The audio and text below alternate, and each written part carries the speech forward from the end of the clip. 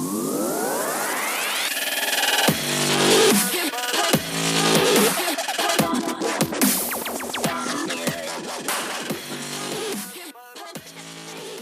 Circle of Knowledge podcast is brought to you by Amplified Minds, helping entrepreneurs, intrapreneurs, and dreamers take their business ideas and goals to the next level.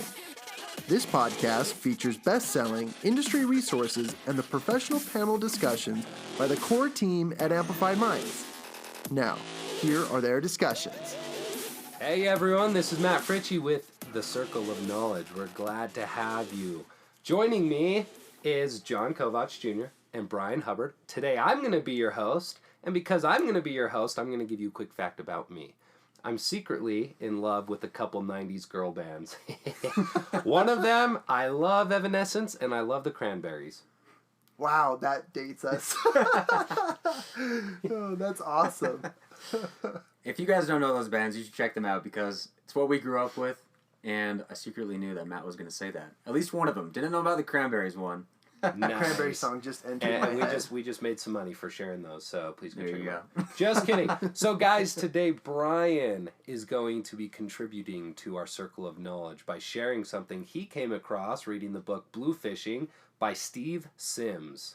Yeah, so this book, Bluefish, it's all about the art of making things happen. And if you guys have heard from me, that is a huge thing that I believe in, is making things happen. And anyway, the point that I want to talk about today is simply, it's not about your IQ, it's about your ICan.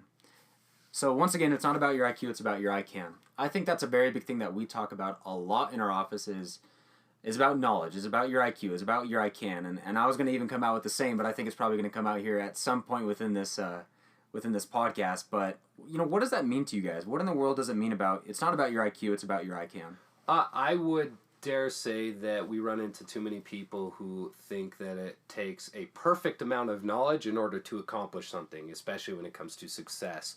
All those people out there, look, I mean, bottom line is you go to college, great. You don't go to college, great. However you get your source of education, great. But know that it's more important to start than to have to know every single detail about, let's say, your business, every single detail about your business plan. Just start. Commit first, figure it out later. There's another Grant Cardone reference. Yep. Boy, we must listen to him a lot, right? Keys to success. What about you, John? What do you think? Well, what I love about this concept is that the three of us in this room each have individual stories of our upbringing, of how we are here at this moment and what we're doing because of what we've experienced in our lives. And most of it has to track back to the fact that it's not that we were the smartest people in the room. It's that we had the will to win. That we went out and we did something in order to make us a little bit different than everyone else. And I think that that's really cool because it isn't how smart you are. It doesn't matter how many resources you are. In fact, I graduated. I have a bachelor's degree in communications. However, I give myself credit as a student and bachelor's degree and continuing student of Google University because, hey, I wish Google would pay me to say that, but yeah. Google University, because guess what? I know how to Google. I know how to research. I know how to look things up, and I know how to make things work for me off the cuff as fast as I can get them because that's what helps me be a lifelong learner. That's a concept we should continue to look at. But it doesn't matter how smart I am. It just matters how much will I have in myself, in the game to go and win. So I have a question. I feel like we're going to get some people who still would take a look at this and say, well, I don't know. Sorry, guys. I'm struggling to come up with an example, but I'll just get it out there, okay? I feel like people are still going to question, well, does that really apply to me, though? Right. Like, I feel like I do need to know more than I currently do in order to do X, Y, and Z. Mm-hmm. So what kind of message can we tell our audience who feels like they have to know everything before they ever venture into, let's say, starting a business? I have a perfect one for that. And actually, I was just telling you guys about this just literally right before this podcast. And it's a little story of stocks and bonds, whatever, the stock market. Anyway, I was just out with a dinner with a very, very well-known person, and he knows so much about stocks. I mean, he can talk your ear off about deep, in-depth stock analyses. And if you guys know anything about that, it is so complex. Where in the world do you start? Anyway, long story short, we're about 20 minutes into this conversation. I mean, he knows everything. I'm able to hold my own a little bit, but there are some things that I'm just like, you know what, man? I actually don't know that. But let's continue on this conversation. And I get to the point about 20 minutes in, and I say, okay, you know more than anybody I have ever met with anybody that knows stock market stuff. And I say, what do you do with this? I mean, where's your money? And he goes, actually, I do a lot of theory behind it. I know a lot about it, but I actually don't do anything. Right there, it's not that I lost respect for him. It's the fact that I know, even though that he has more knowledge than I might ever have about stocks, he will never make a penny, period. He will never make a penny off of the stock market. Yeah, he might not ever lose one, because I know for the people that are out there thinking about stocks, it's risky. He will never earn one, and he will never lose one. Stagnant. Is very, average, middle. I don't think anybody that's listening to this right now wants to be average, in the middle. Simple. We want to be extravagant. We want to be more. And even though that I participate in the stock market, I might lose some, but I might gain some. You will never, ever get to where you want to be unless you take that chance, that risk, because, unless you're doing something different, you will always be like everybody else. I love it, and I wish I could give credit where credit is due on the exact book that I was reading. Obviously, I read a lot of books, and they start to jumble together, but I was reading a book the other day that was talking exactly about this, and how it was talking about you may have an individual who studies a lot. They may go to a university and get a master's in business, right? They might get their MBA, but they're sitting on the sideline afterwards, getting a normal 9-to-5 job, constantly wondering, when is it going to be my opportunity to start a business? Mm-hmm. Now, although he's very well educated and spent a lot of money, probably went into debt, which is one of the nation's greatest problems, right? In order to achieve that, right? In order to get that MBA. But this book talks about how they would put up all odds, all bets for the individual who doesn't go to college and fails more than anyone else. Mm-hmm. And it's the kind of the concept of, it's okay to fail. If you're going to fail fast, fail big, because you are going to fail, right? But this individual would place all of his bets on who would succeed, on the individual who failed more, even the guy who didn't go to college, than he ever would the guy who spent all that money getting into debt and has an MBA and is now working a 9-to-5 job. If you are, by the way, that's not an offensive thing, but the point of it is don't be afraid to act. Just act fast, act now. Mm-hmm. Don't be afraid to fail, because you don't know as much as you need to know, because if you fail fast, if you fail hard, you're going to learn a lot more through those experiences than any individual who gains all the knowledge in the world and never takes action.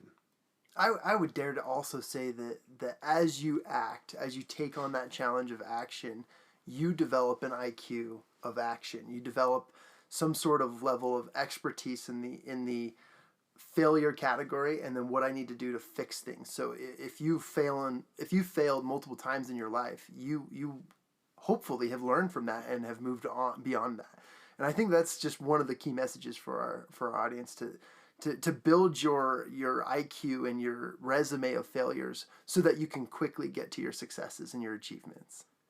I love that. I believe that knowledge is exponential in growth. We've all been talking about that a lot recently, and you take a look at Mr. Edison, mm-hmm. who invented the light bulb.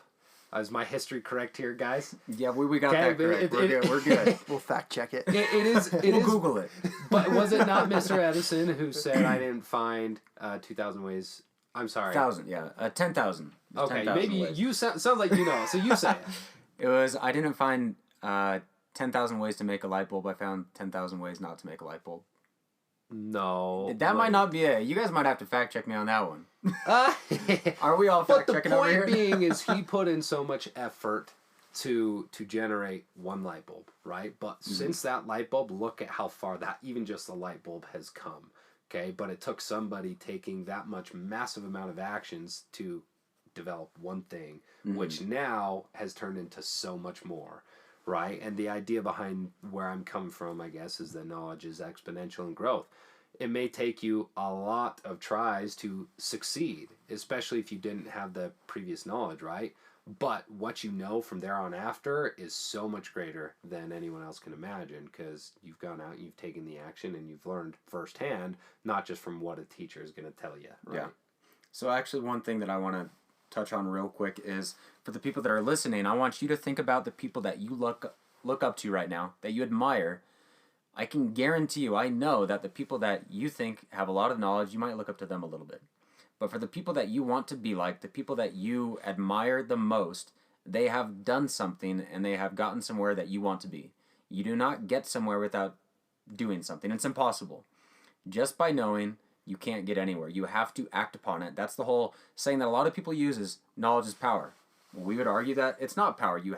It's only potential power. You have to act upon that knowledge or it's worthless. I mean, you could be the smartest person in the world, but if you don't do anything, it's all going to die with you. You have to do something about it. You have to share it. You have to utilize it. I love it. So, what can we give to leave with these guys?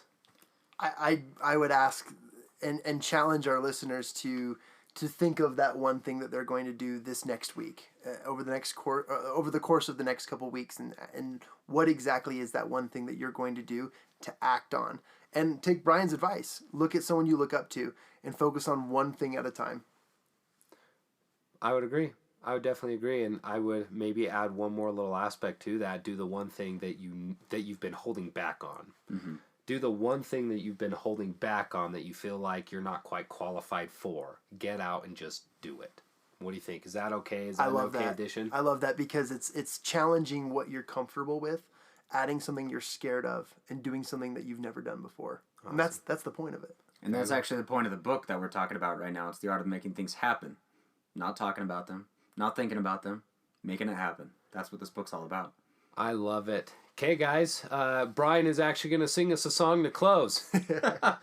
Oh, God, I don't know what to do. I was put on the spot. Okay, well, thank you, guys. We do appreciate it. Thanks for listening in on the Circle of Knowledge. Until next time, Matt, Brian, and John.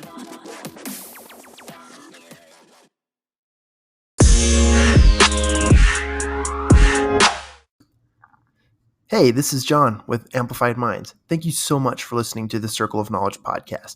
If you really like our podcast, go ahead and give us a 5-star review, leave us a comment, subscribe to our channel, or just let us know in some short way. We'd really appreciate it. In fact, if you do, we'll give you a personal shout out at the end of each episode each week, just like this.